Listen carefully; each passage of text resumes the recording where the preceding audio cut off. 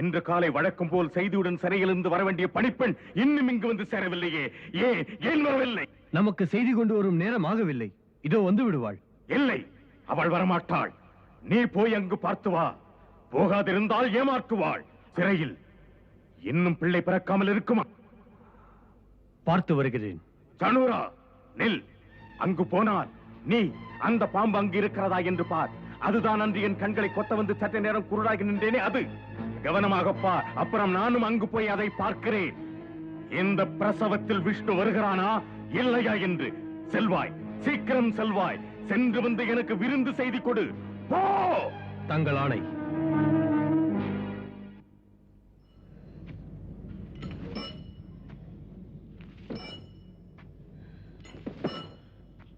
சுவாமி,